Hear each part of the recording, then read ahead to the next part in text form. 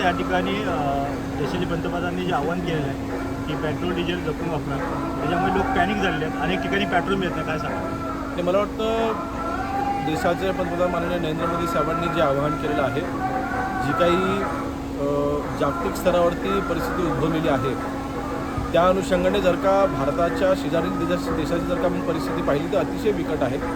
20-25 दिवस महिनाभर काही ठिकाणी तिथे पेट्रोल उपलब्ध नाही आहे, डिझेल उपलब्ध नाही आहे. परंतु अशा हालाकीच्या परिस्थितीमध्ये देखील भारताची अर्थव्यवस्था ही सुस्थितीत ठेवण्यामध्ये आपलं सरकारनं 100% यशस्वी झालेलं आहे अजूनपर्यंत.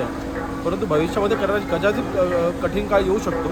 त्याची पूर्वतयारी असली पाहिजे, त्याची मला वाटतं जाणीव ही जनतेपर्यंत आली पाहिजे. ह्या अनुषंगाने माननीय नरेंद्र मोदी साहेबांनी जे काही आवाहन केलेलं आहे त्याचं पालन आपण करायला हवं. आणि शेवटी ही परिस्थिती काही भारतातच नाही, जगामध्ये अनेक देशांमध्ये ही स्थिती आहे युद्धामुळे. म्हणून त्याची काळजी घेण्याच्या पोटी मला वाटतं आपल्या पंतप्रधान साहेबांनी जे काही आवाहन केलेलं आहे ते योग्य आहे. जिल्ह्यामध्ये आता पेट्रोल तुटवडा होतोय. चिपळूणमध्ये सुद्धा एकच पंप चालू आहे. अनेक ठिकाणी रांगसरांग आला दिसून येतात. लोक पॅनिक झालेत. काय सांगा त्यांना? मला वाटतं जपून पेट्रोल वापरणं ही एक काळजी आपण सर्वांनी घेणं अत्यंत आवश्यक आहे. का होतं हे लक्षात घेणं पहिल्यांदा आवश्यक आहे.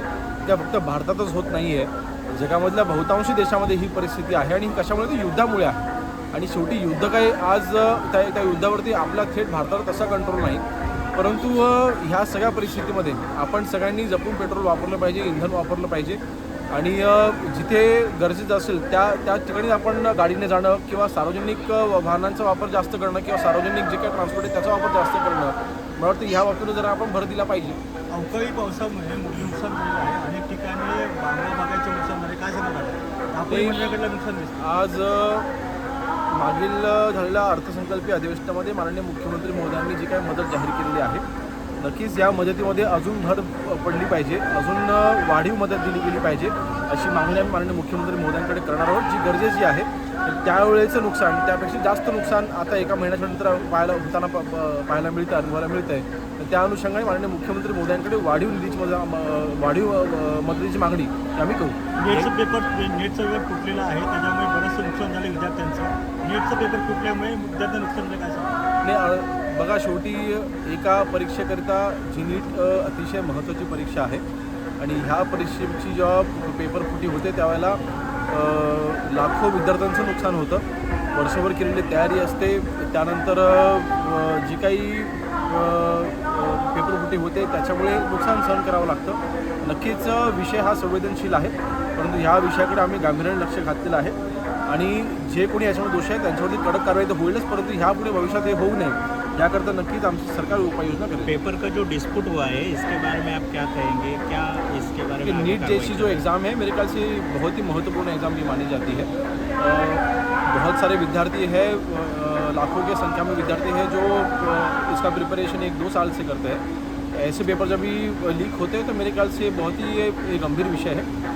पहले तो जिन्होंने ये किया है उनके ऊपर कार्रवाई तो बिल्कुल की जाएगी, लेकिन भविष्य में रिपीट नहीं होना चाहिए. उसके लिए जो भी उपाय योजना करनी है या फिर जो भी उसके लिए अरेंजमेंट करनी है वो हमारी सरकार करेगी. नरेंद्र मोदी जी ने जो पंतप्रधान है उन्होंने जो आह्वान किया है, आप गृह मंत्री हैं महाराष्ट्र के, इसके बारे में क्या कहेंगे? देखिए, जो भी आह्वान हमारे पीएम साहब ने किया है, क्यों किया है हमें ये समझ के लेना चाहिए. हमारी जो भी नेबरिंग नेशंस हैं, अगर आप उनकी स्थितियाँ देखें, डेवलपिंग नेशन में भी और डेवलप्ड नेशन में भी बहुत ही पेट्रोल हो, डीजल हो या फिर जो भी फ्यूलिंग हो, उसका जो भी शॉर्टेज है वो काफ़ी महीनों से चला आ रहा है. लेकिन भारत सरकार ने इसके ऊपर जो भी अरेंजमेंट की थी, जो भी पूर्व तैयारी की थी, उसके मद्देनज़र रखते हुए हमारी सिचुएशन तो काफ़ी बेटर है.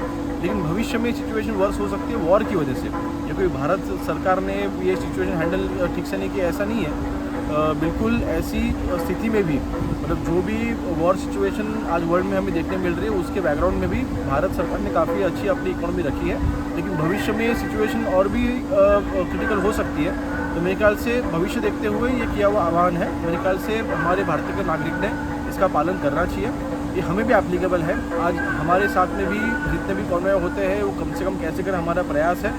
लेकिन शासन इसी प्रयास में है कि फ्यूलिंग का जो भी हमारा यूसेज है वो कम से कम हो, ताकि हमारी अर्थव्यवस्था वॉर की वजह से ज़्यादा इफेक्ट ना हो. पेट्रोल पंप पे हर जगह भीड़ दिखाई दे रही है और लोगों को एक गाइडेंस, एक सूचना मिलनी चाहिए प्रशासन के द्वारा कि ये जो भीड़ हो रही है वो किस तरह से हो रही है, क्या कारण ये है? देखिए ऑनरेबल पीएम सर ने जो भी आह्वान किया है उसका जैसे मैंने बताया कि रीज़न हमें समझना चाहिए।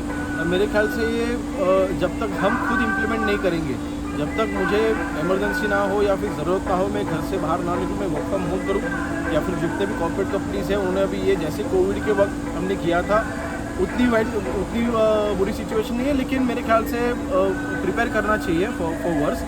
और मैं कम से कम ट्रैवल करके, मतलब मेरा प्राइवेट व्हीकल में ट्रैवल ना करके पब्लिक ट्रांसपोर्ट यूज़ करूँ, इसको ज़्यादा लोगों को सही गाइडेंस मिलना चाहिए इसके बारे में। नहीं, मेरे ख्याल से ये तो सेल्फ इम्प्लीमेंटेशन की बात हुई ना।